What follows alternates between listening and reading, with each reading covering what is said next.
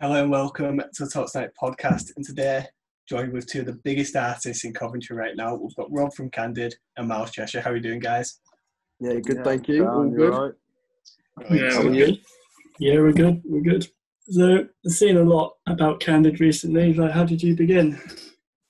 So, I've heard this question before. Yeah. Deja vu. Yeah, so we began pretty much back in school, like last year's of school. So we did. I did sixth form, so it must have been year 12, 13. Always been playing guitar with my brother, who's actually in the band.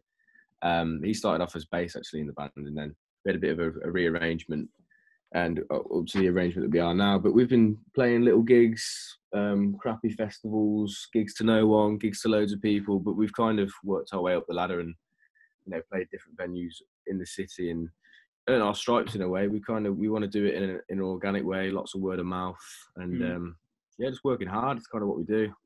I think we don't think that anything's impossible as such. You just got to find the right way. When you say crappy festivals, I just want you to clarify. None of the festivals you've ever been invited to play were crap as such, but I think you were referring to Why Not 2019? Was it 19? Yeah, man. What I mean is the fact that like we've gone to festivals and they've literally been cancelled on us as we were about to play. Like, How come? So it was last summer. We were about to play Why Not, and I slept in a tent that was full of water pretty much. And Myles slept in a tent that was in even more water the whole weekend. So it was last year. Why Not was like torrential rain all weekend. Yeah. Friday night was like amazing. It was like sunny. We were sat outside our tents, like, it's going to be great. We went to go see the Blinders. And then next morning, it was chucking it down. It was all in, like, waterproofs, hair knackered, freezing cold. And then the morning we were about to play in the Giant Squid, my tent blew over and literally collapsed inwards. I was out re-pegging my tent in my boxer shorts, like, booting down pegs with no shoes on, like, and it was the most painful experience ever. I was hyperventilating. I just remember screaming to our bass player, Sam, come on out, we pegged this tent down. And he was like, what? And then we were both trying to peg this tent down. And it must have been the worst morning of my entire life. And then we get to the stage and they're like, yeah, lads, I don't think we're going to be able to open up the arena to let people in. So obviously it weren't the festival's fault at all. And Why Not were kindly enough. But yeah, it was funny, man. It was a Security were not very nice. You what? Sorry. Just remember the security. They wouldn't let me and Jess in, even though we were with yous. Yeah, I think it was more of a safety thing, weren't it? They didn't want you falling on your ass and then being their fault when you probably would have. Yes, I would have. The lack of food and nutrition you'd had all weekend. Oh my god, yeah. You're not a very stable vessel. Rob and that thought I was dead in the morning. Nah, They honestly. thought I died. Have you seen that photo of that alien that's like curled up in a ball? It's like decomposing. That's literally what Myles looked like on Saturday night. Yeah, I did. First night there, just mate, the stench coming from his tent. It was the worst smell I think I've ever smelled. I don't want to think about it. This is well funny, man. But he didn't. Like, obviously, where's Why Not? It's Derbyshire, isn't it? Yeah. But like, you're gonna guarantee like it's gonna be quite cold. It's gonna rain. Myles turns up with this tent that's like made for a beach. And they want you to throw up in the air, and they, like, spring out, and they're like ready to go. But one of them.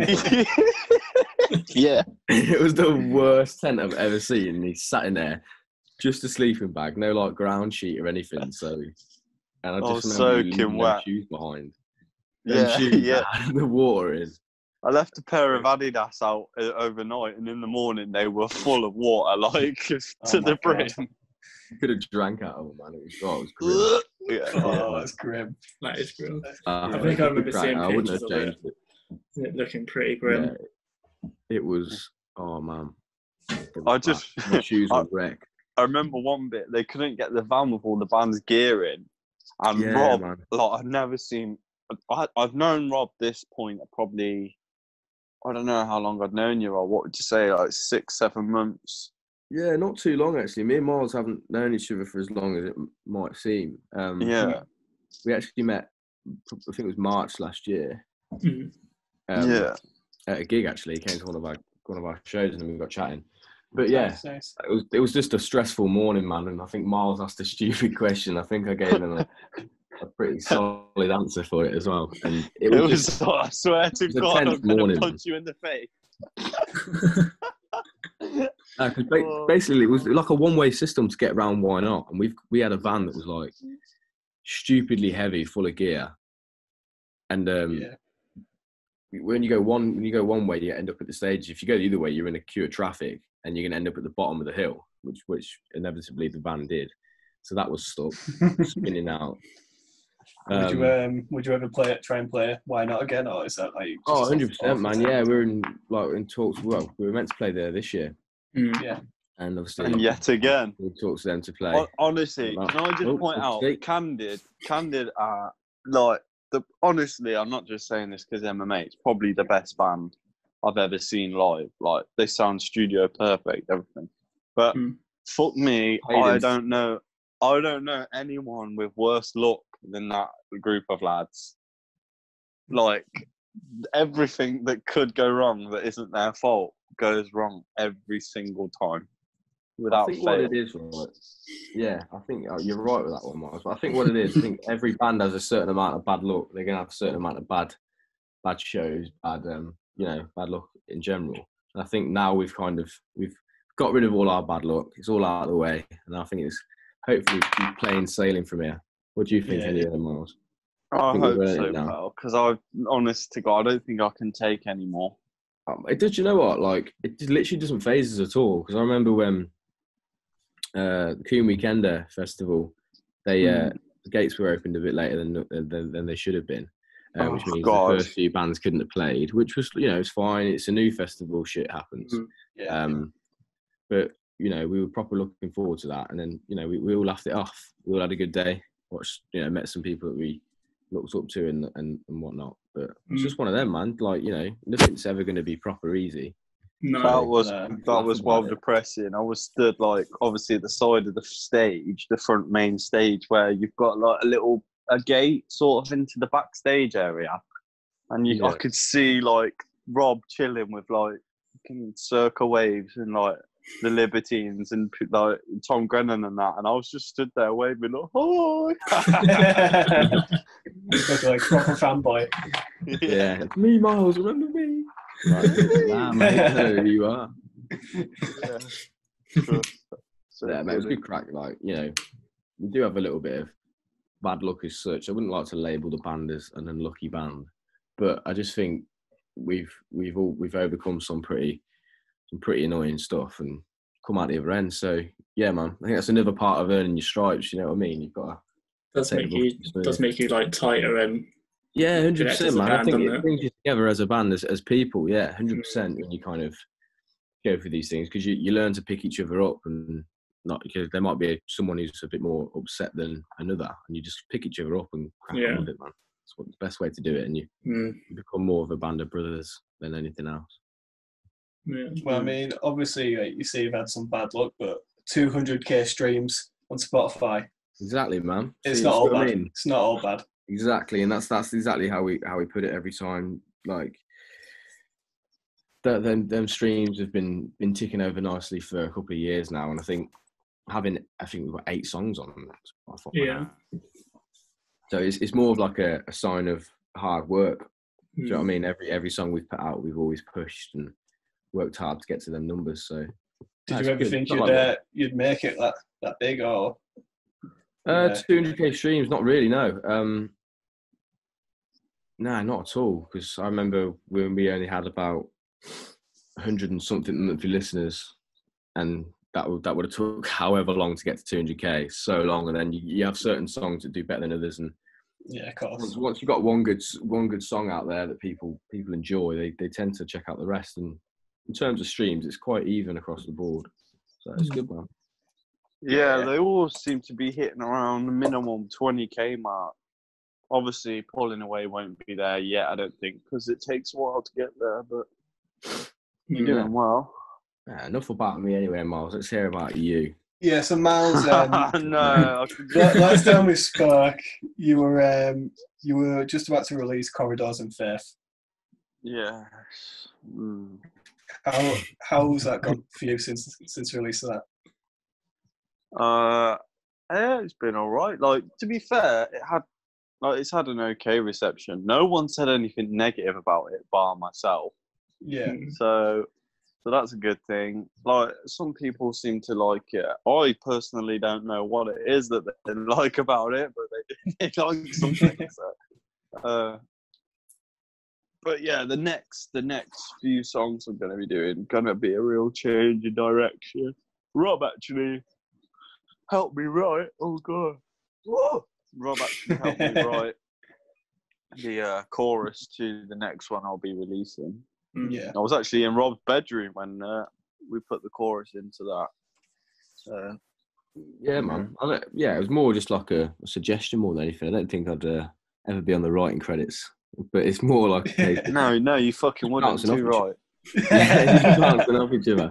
But yeah, Myles is you're so self-deprecating about that tune, man. The Corridors and Faith. I think it's a good song. It's nice and it's got like personality. Yeah, Nice and it's got the guitar fills are nice, aren't they, Rob? Yeah, the guitar in that track is actually top notch. Whoever played that is. Yeah, whoever did that was like the buttery-fingered man. Talented person who did that. Mate, I can't believe that. I come to the studio just to watch, and like 5 minutes in, I've got a guitar on my lap and I'm recording. Well, Rob thought he was coming to the studio just to watch. Yeah, you know all part of the plan. All part of the plan. I knew what Rob was coming to the studio for. Yeah, you had a ulterior motive. Too right. Nah, it was good, man. When was that? When did you record that? It was like ages ago. Yeah, it would have been literally, man. This is what went wrong with that. So the process for Corridors of Faith was so rushed because I'd told people it was coming out. Yeah, I'd told people it was coming out, and I'd set a date, and I was like, worst thing to do, mate. Worst thing to man. do. Trust me, I've learned not to do that. Yeah, you anymore. That, man. 100%. But like, to me, I was like, okay, I've said it. It's coming out on this day. It has to be out on this date. So I literally did. We recorded it in one day, and so it was really stripped back. It was literally just boom. I put the guide track down. We put some piano down over it. Didn't 20 takes for the vocals or something. It was just, but it was just really rushed. So, so have you got any new songs in the pipeline? Obviously, it's difficult with the current global situation. Well, this is the thing. Like, I'm trying to find a way, maybe, because the studio that I recorded that in is like my cousin sort of owns it, and that's actually where Candid get their tracks mastered, which is how I sort of said to Rob, why don't you come over to the studio? Yeah. So we might be able to I might be able to get in there and, if things relax a little bit over the coming weeks, start making some progress. But yeah, I've got like 2 tracks I definitely want to, I'm 100% will be releasing over the next year from now, over the next 365 days, let's say. So set a date already? Yeah, exactly. No, I'm not setting a date. Last thing I'm you not do. setting a date. I'm not setting a date. I'm saying over the next year. So yeah, of course. That's easily doable, man. Yeah, I mean, Two-Tone Town. Yeah, I really don't know about that name. Rob. I don't know. It just sounds cringy. But yeah, I've got a song to you about our city. That's our city, Salford. No, Rob, stop. I know where you were going with that. Sure.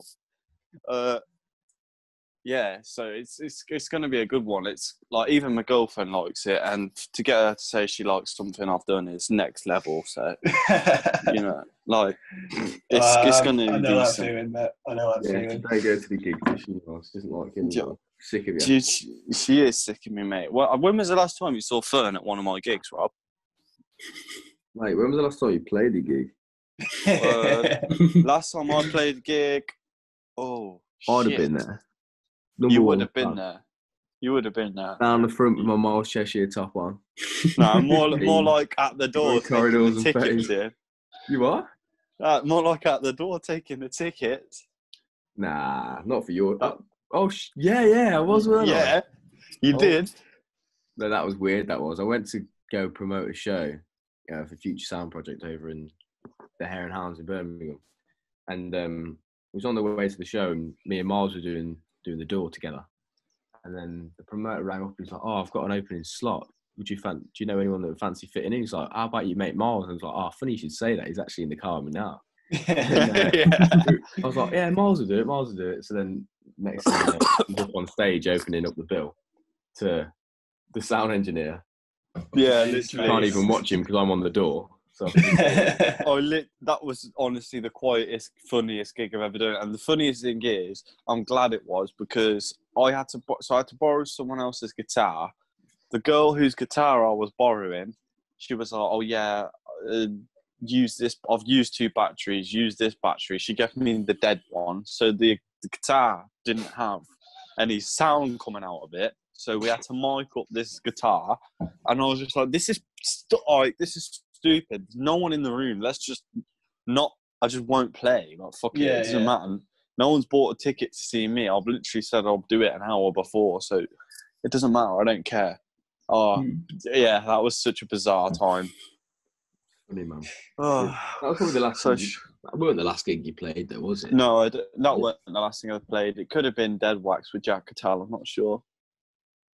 Yeah, I think it might have been that. Working that night as well, weren't I? Yeah, but you were working out over in the sunny for that. Stuff. So got one last question for you before we have to end this. Would you ever play a gig together? Would you ever play? No chance. I'd outside him. Do you know what I mean? It wouldn't be fair on him. You look silly. Yeah. I'd only play a gig with him if he was the second singer in Candid. Nah, I think definitely, man. Definitely.